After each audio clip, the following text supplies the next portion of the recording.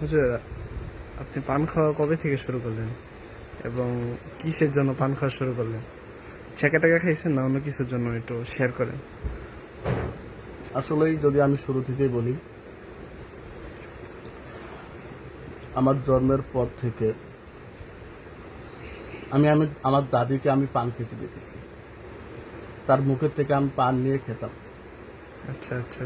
তারপর পের হলো শৈশব। শৈশব পের হতে হতে কৈশোরে পৌঁছে গেলাম। আহা, খেলাধুলায় মগ্ন থাকতাম, পাশাপাশি লেখাপড়া করতাম।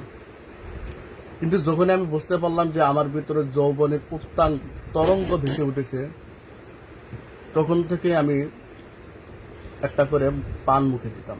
আচ্ছা আচ্ছা। কিন্তু পরিস্থিতি এমন দাঁড়াতো যে পান খাওয়ার ফলে আমার দাঁত নষ্ট হয়ে যেত, আমার মাড়ি ফুলে যেত, আচ্ছা।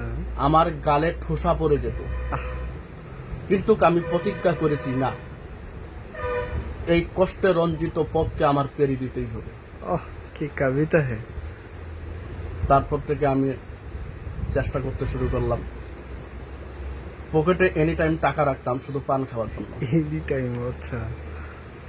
তারপর থেকে আমি আস্তে আস্তে আজ আমার এই পর্যায়ে আমি বুঝতে পারছি যে আমি না সফল, আমি এখন পান খেতে পারি। ওয়াও! সো এই থেকে আর কি পান খাওয়া হ্যাঁ, শুরু এখন না? পানের প্রতি আমি যদি আমার অনুভূতি ব্যক্ত করি, সেটা হচ্ছে পানকে আমি একটা ওষুধ মনে করে খাই। আচ্ছা। দৈনিক দিনের রুটিন, এটা কি? আমার ব্রেকফাস্ট, লাঞ্চ সব পানের মাধ্যমে শুরু হয়। Wow, so sweet. Thank you, thanks for your তো ইন্টারভিউ।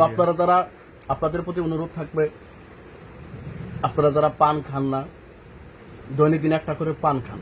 আস্তে আস্তে পানের প্রতি আপনাদের আসক্ত বেড়ে যাবে এবং নিশ্চয়ই সেটা পরবর্তীতে ভালো একটা ফলপ্রসূ হয়ে দাঁড়াবে ইনশাআল্লাহ। ওকে, থ্যাংক ইউ, থ্যাংক ইউ।